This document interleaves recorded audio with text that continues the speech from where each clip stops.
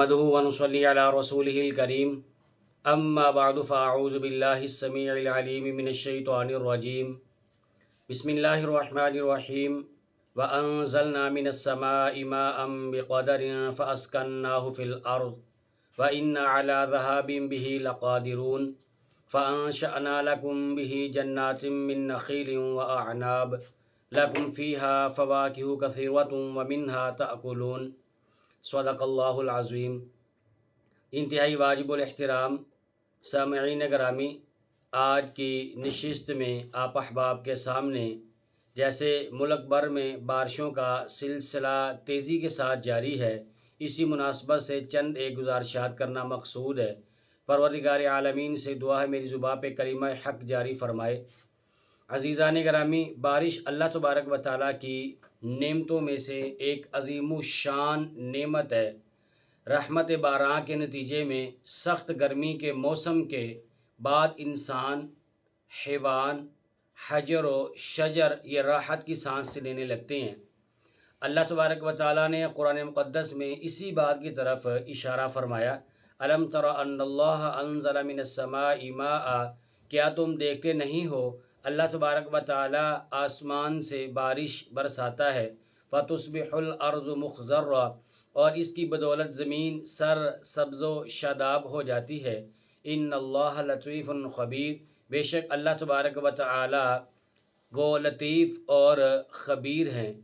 اور عزیزان گرامی، اللہ کے نبی صلی اللہ تعالیٰ علیہ وآلہ وسلم نے اسی سلسلے میں جو ارشاد فرمائے، ان میں سیدنا ابی بن کعب رضی اللہ تعالیٰ عنہ سے روایت ہے کہ آپ علیہ الصلوۃ والسلام نے ارشاد فرمایا، لا تسب الریح، ہوا، آندھی اور طوفان کو گالی ہرگز مت دو۔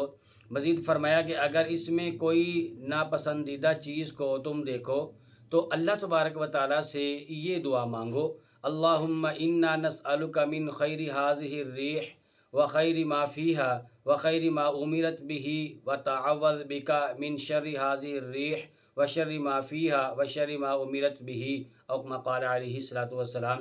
جامع ترمذی کے اندر یہ روایت موجود ہے۔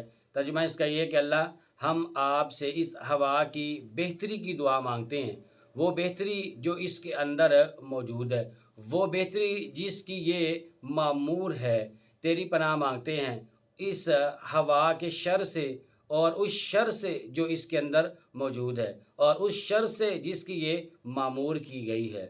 اور اسی طرح ہوا کے آنے سے پہلے جو آندھی آتی ہے، جو طوفان آتا ہے، اور اسی طرح یہ اس کے آنے سے، بارش کے آنے سے قبل جو بادل گرجتے ہیں، اور بادل کے گرجنے کی وجہ سے انسان وہ ڈر جاتا ہے، اور اسی طرح اس کے اندر جو بجلی وہ بھی کڑکتی ہے، یہ بھی اللہ تبارک و تعالیٰ کی قدرت کی نشانیوں میں سے یہ نشانی ہے۔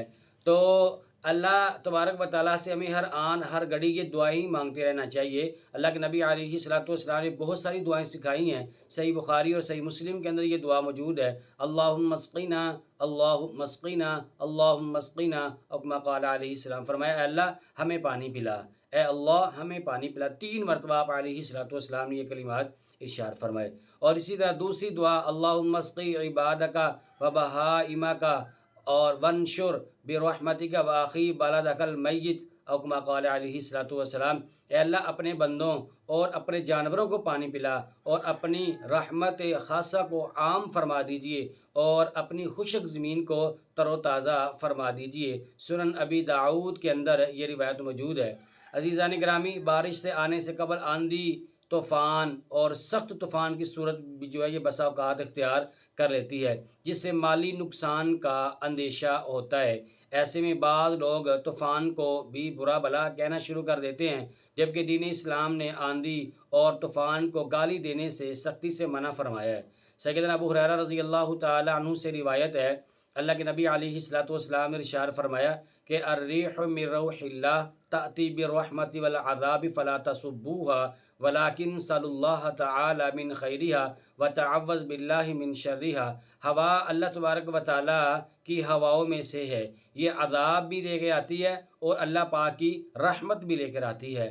فرمایا کہ فلا تصبوها، سو تم اس کو گالی گلوچ مت کرو، اور لیکن اللہ تبارک و تعالیٰ سے ہمیشہ خیر ہی مانگو، اور اللہ تبارک و تعالیٰ سے اس کے شر سے اللہ کی پناہ مانگو.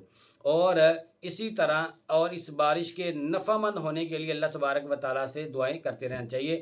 اللہم صیبا نافعا، صحیح بخاری کے اندر اور سنن ابن ماجہ کے اندر یہ روایت موجود ہے.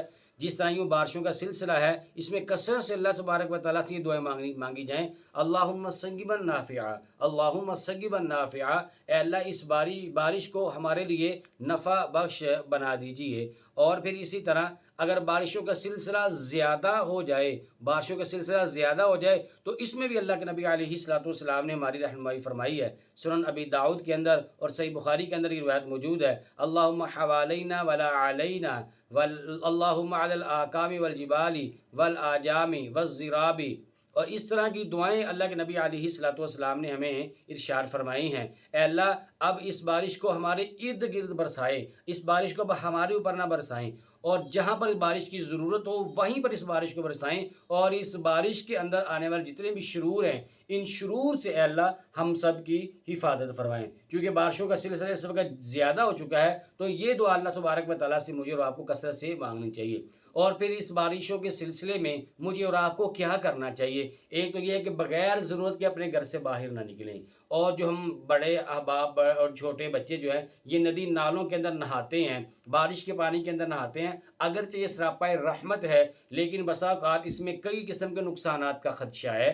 بچے وہ بارش کا پانی زیادہ ہونے کی وجہ سے وہ ڈوب بھی سکتے ہیں، یا ایسی جگہ پر بچے رہتے ہیں گلیوں کے اندر، محلوں کے اندر، کہ جہاں پر بجلی کی تاریں بھی ہوتی ہیں، بجلی کے کھمبے بھی ہوتے ہیں. خدا نخواستہ وہاں سے کرنٹ بھی لگ سکتا ہے اور اس سے جانی نقصان بھی ہو سکتا ہے اور اس سے مالی نقصان کا بھی خدشہ ہے. تو اس لیے عزیزان گرامی ان تمام کے تمام خدشات کو، ان تمام خطرات کو مد نظر رکھتے ہوئے ہم بلا ضرورت کے اپنے گھر سے باہر نہ نکلیں. اگر نہانے کی حاجت ہے تو اپنے گھر میں یا اپنے گھر کی چھت پر وہاں پر بھی نہایا جا سکتا ہے. جائے کہ باہر نکل کر ہم سڑکوں میں، چوکوں میں، چوراہوں میں، گلیوں میں، کوچوں میں جہاں پر بجلی وغیرہ کی تاریں اور کھمبے ہیں وہاں پر ہم نہائیں. اس سے عزیزان گرامی مجھے اور آپ کو گریز کرنا چاہیے. نہروں کے اوپر، دریاؤں کی طرف کا رخ کرنے سے بھی ہمیں گریز کرنا چاہیے، اور اس میں کثرت سے اللہ تبارک و تعالیٰ سے دعاؤں کا اہتمام کرنا چاہیے. اللہ اس بارش کو ہمارے لیے نفع بخش بنا دیجیے. اے اللہ جہاں زیادہ ہو جائے اللہ اب اس کی ہمیں ضرورت نہیں ہے، اللہ اس کو دائیں بائیں کہیں اور جہاں پر اس کی ضرورت ہو آپ اس بارش کو وہاں پر برسا دیجیے. تو یہ چند ایک باتیں آپ کے سامنے عرض کی ہیں. دعا اللہ تبارک و تعالیٰ سے اللہ پاک اس بارشوں کے سلسلے کو ہمارے لیے جو ہے وہ رحمت کا ذریعہ بنائیں، اور ہر قسم کے نقصان سے، مالی نقصان سے اور جعلی نقصان سے اللہ پاک ہم سب کی حفاظت فرمائیں. آمین. وآخر دعوانا ان الحمدللہ رب العالمین. وہ راتوں کو خلوت سے معمور سجدے، وہ لمبی رکعتوں سے مسحور سجدے، وہ سجدے محافظ مددگار سجدے، غموں کے مقابل عطردار سجدے.